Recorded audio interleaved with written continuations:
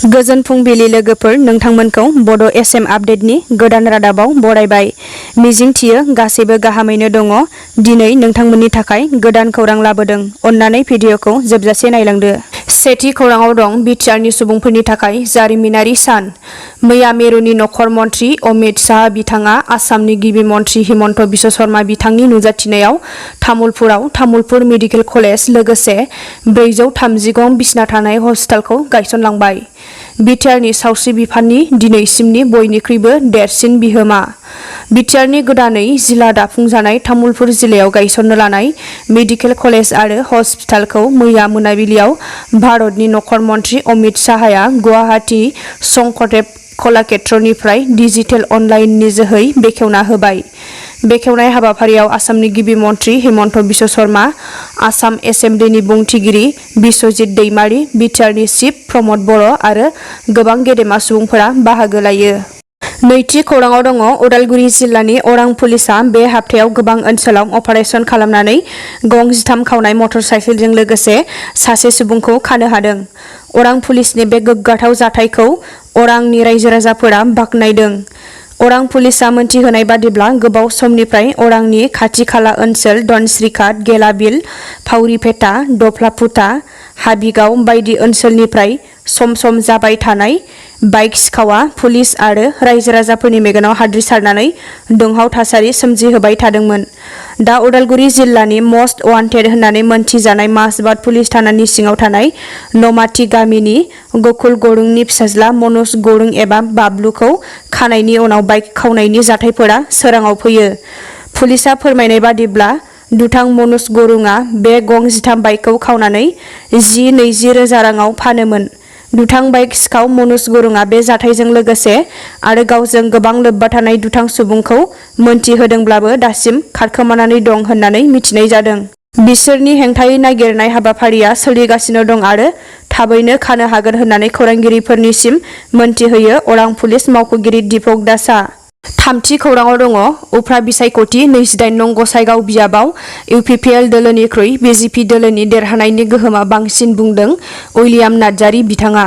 आसाम रायजो बिजेपि दोलोनि बिथोन बायदि जिल्ला कमिटिनि एक्जिकिउटिभ मेलफोरा जानानै थांबाय। बेबायदिनो 30 जुलाइनि सिगां गासै मण्डल कमिटि एक्जिकिउटिभ मेलफोरखौ खुंफुंना लानो बिथोन होनाय बादिनो क'क्राझार जिल्लानि सिङाव गासै मोन 12 गुबुन गुबुन मण्डलफोरा एक्जिकिउटिभ मेलफोरा खुंफुंजागासिनो। बे हाबाफारियावनो बाहागो लानानै बिथां उइलियाम नार्जारी बिथाङा बेबायदियै बुंथियो दि 28 नं गसाइगाव बिधानसभा बियाबाव एमएलए बिथां माजेन्द्र नार्जारीया हरखाबै रुंसारि जालांनायनि जाउनाव लांदां जानानै दं। बेनिखायनो उफ्रा बिसायख'थियाव इउपिपिएल दोलोनिफ्राय बिजेपि दोलोनो टिकेट होयोबा देरहानायनि गोहोमा गोबांसिन होनना बुंथियो। आरोबाव 28 नं गसाइगाव बिधानसभा बियाबाव बिजेपि दोलोनिफ्रायनो बिजाथि फसंनांगौ होननानै रायजो बिजेपि दोलोनिसिम क'क्राझार जिल्ला कमिटि बिजेपि दोलोनिफ्राय गांसे गोसोखांलाइ गथायनाय जागोन आरो दाबि खालामनाय जागोन होननानै बे हाबाफारिनि गेजेरजोंनो बिथां बिबुंथि बरगयारिया बुंथिबावो। ब्रैथि खौराङाव दङ अरां दख'रा एबसुआ फरायसाफोरखौ लाना फोरोंथाय बादा खुंदों। मिशन स्किल क्वालिटि इडुकेसनखौ नोजोर बोनानै मैया 25 जुलाइ 2020 रबिबार सानखालि अरां दख'रानि सिङाव थानाय मेट्रिक आरो एइचएस जोबथा आनजाद लिरगिरि फरायसाफोरखौ लानानै केरियार काउन्सिलिं होनाय जायो। बे हाबाफारियाव गोबां फरायसाफोरा बाहागो लादों आरो दख'रा एबसुनि मावथि दैदेनगिरिफोराबो बाहागो लाना फोरोंथाय होयो। बाथि खौराङाव दङ गिबि खेबनि थाखाय नुथायखौ लानानै हादरारि खौसे आफादनि गेवलां आफादा थांखि। मुलुगनि 110 कौटि खानाफोरा नुनायनि गोहो मोनगोन। जों जोंनि अंगफोर गैयाब्लानो सोलिनो गोब्राब जायो। बेनिखायनो जोंनि देहानि अंगफोरा जोंनि थाखाय जोबोद गोनां। जों जोंनि अंगफोर आथिं, आखाइ, हाथाइ, खोमा, मेगन, खुगा, सालाय बायदि गासैखौबो जेब्लायबो जोथोनै लाखिनो नाजानांगौ।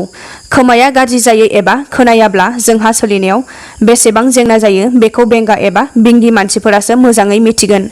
मेगन गैयाब्ला जों बोरै थांलाय फैलाय खालामनो, हाबा हुखाफोरखौ जों माबोरै मावनो, बे मुलुगनि समायना मिथिंगानि बायदि महरखौ जों माबोरै नुनो मोननो।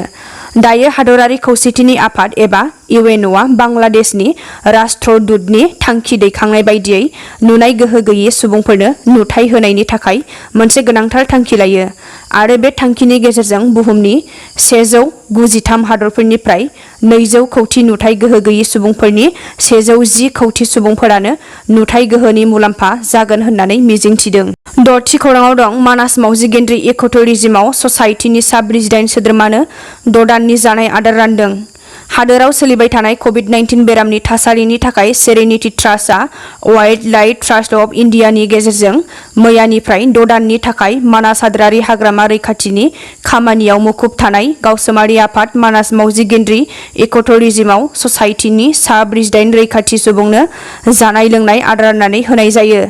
बेजों लोब्बा लाखिनानै बाक्सा जिल्लानि खामारदैसायाव मैया मानास मावजि गेन्द्रि इक'टुरिज्मआव ससाइटिनि आफादगिरि कालीचरण बसुमतारीनि सामलायनायाव मोनसे जामुं आदार राननाय हाबाफारि जानानै थाङो।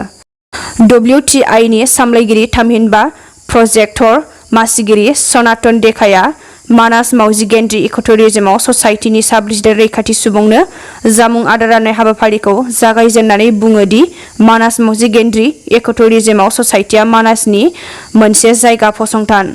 जोबथि खौराङाव दङ 5 रांनि ओंखाम बोथिसे। बिजनियाव फ्रेन्ड क्लाइ मुंनि मावथि हानजाया 5 रांनि ओंखाम जाहोदों। चिरां जिल्लानि बिजनियाव मोनसे फ्रेन्ड क्लाइ अर्गेनाइजेसनआ खम बेसेनावनो बयखौबो ओंखाम जाहोदों। आथिखालाव मुवा बेसाद बेसेनफोरा जोबोद गोजौसिन दावखोबाय थादों। बे हाबाफारियाव गोबां समाज सिबियारिफोरा बाहागो लादोंमोन फारियै परिषद प्रतीप बायान, बिजनी मिउनिसिपालनि आफादगिरि गुनेश्वर गयारी, समाज सिबियारि सुबीर कुमार दास, बिचार बेंगली फेडारेशननि नेहाथारि प्रास गपाल सरकार, आमसुनि सोलोंथाइ नेहाथारि आबुल कालाम आजाद बिथांमोना। मख'थावनादि ओंखाम जाहोनाय हाबाफारिया सप्तायाव खेबसे सोलिगोन आरो उननि समाव गोबां हाबा मावनो थाखाय साखाफारा जागोन होनना फोरमायो।